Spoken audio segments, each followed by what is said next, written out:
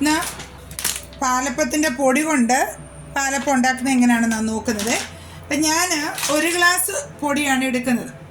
1 glass പൊടിക്ക് ഞാൻ 1 glass തേങ്ങ ചേർത്തിട്ടുണ്ട്. അവർ തേങ്ങ ചേർക്കാൻ പറഞ്ഞിട്ടില്ല, പക്ഷെ നമുക്ക് ടേസ്റ്റിന് ഇച്ചിരി തേങ്ങ ചേർക്കുന്നത് നല്ലതാണ്. 1 ഗ്ലാസ് പൊടിയാണ് ഞാൻ ചേർത്ത് കൊടുക്കുക.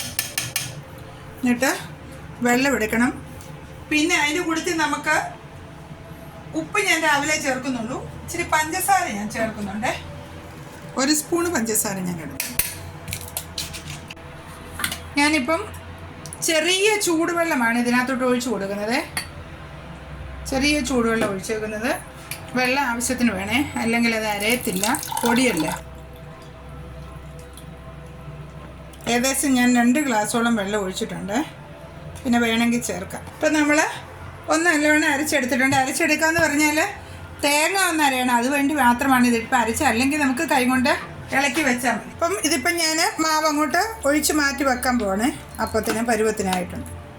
ആവശ്യത്തിനുള്ള വെള്ളമൊക്കെ ചേർത്തിട്ടുണ്ട്. ഇനി ഇളക്കി അങ്ങോട്ട് മാറ്റിക്ക്. ഉപ്പും ഞാൻ രാവിലെ മാത്രമേ ചേർക്കുന്നുള്ളൂ. ഇപ്പം നമ്മുടെ മാവ് പുളിച്ചൊല്ലി നോക്കാൻ പോവാണേ.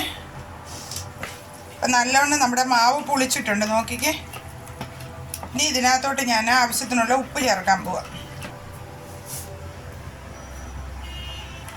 എന്നിട്ട് പാലപ്പച്ചട്ടി ഞാൻ അടുപ്പത്തിലോട്ട് വെച്ചിട്ടുണ്ട്. ഒന്ന് ചൂടാകുമ്പോഴത്തേക്ക് നമുക്കിത് കോരി ഒഴിക്കും. അപ്പോൾ ഇനിയിപ്പോൾ ഞാൻ ഒരല്പം നെയ്യ് പുരട്ടി കൊടുക്കുകയാണ്. നിങ്ങൾക്ക് എന്തോ വേണമെങ്കിലും പുരട്ടാം കേട്ടോ. എണ്ണയോ എന്തോ വേണ്ടതെന്ന് വെച്ചാൽ അവനവൻ്റെ ഇഷ്ടത്തിനനുസരിച്ച് അത് പുരട്ടാം. ഞാൻ ഇച്ചിരി നെയ്യ് പുരട്ടിയെന്നേ ഉള്ളൂ.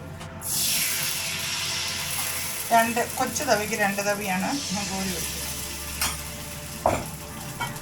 ഇപ്പം കണ്ടുണ്ട്, ഇതുപോലൊരു കുത്ത് വന്നതിന് ശേഷം മാത്രമേ പാലപ്പം എപ്പോഴും കറക്കിയെടുക്കാം.